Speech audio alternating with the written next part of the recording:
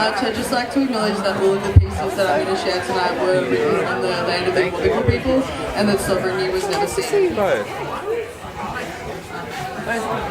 I have consciously put off watching the net. Call it ignoring the hype, call it ignoring my mother's glowing recommendation. Call it knowing. Knowing it would touch you in ways that you didn't want to be touched.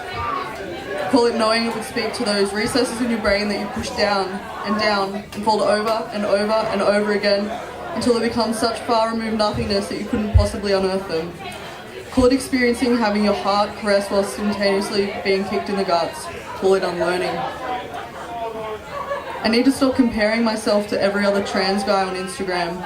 Whenever someone makes a social media post about a T-shot, my heart shifts into a clenched fist. 17 years old, smoking cheap dope on Jade's floor-bound mattress.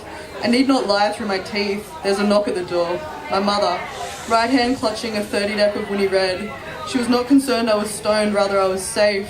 Walked me the block home and tucked me into bed with a bottle of water. Cottonmouth. I giggled as she left the room. She recognised that allowing me to spend some time on the ceiling allowed me to recline back into myself, and if only for the night. They say that adhering to the gender binary promotes social cohesion.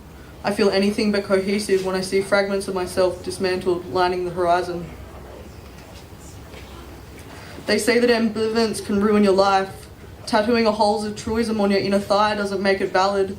Sure, it'll stain the flesh, but the ink only seals into the second layer of the epidermis. How do I etch it onto my heart? Mapped bodies draped like protest banners over this city. We've all got something to say, but are seemingly searching for someone who speaks the same tongue. There's truth in this madness, and the way my cock rubs against the grain of my dreams, and the way you teeter on the spectrum like edge play. Baby, I'm waiting for you to fall between here and there. Did you see Laura Jane? Yeah, you know Gracie. Ornate black tattoos and pantyhose, spitting sonnets about blessing your transsexual heart. Cradle mine. Those recesses have not learnt the power of in-between, the searing heights of grey matter, the breath of never ever. Promise me, baby, you and I, forever. And Your Honour, you're sitting on my front bench with a gavel in one hand, and I'm standing before you, waiting for the walnut to connect with oak. And all of this talk of borrowed time, joint time, wide open spaces and moments of in-between A and B.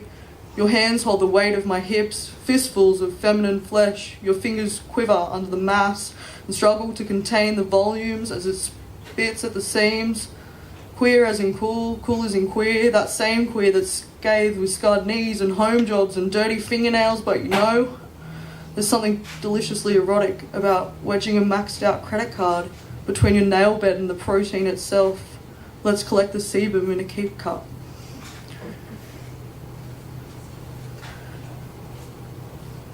Dusk lovers consuming caterpillar combination noodle on King.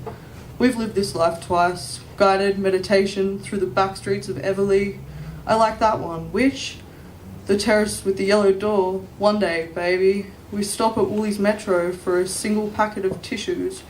I placed a fistful of napkins in your outstretched palm. When I was a child, I imagined I was a dog. And now I beg you to treat me like one. Complete with a red collar and a navy-striped boat neck. Man, I love you with bugs in my mouth. Sometimes you just need a sign, whether it be mind over matter, permanently scratched into the wrist of an Insta darling, or a capitalised no carved into the clouds by a bigot plane.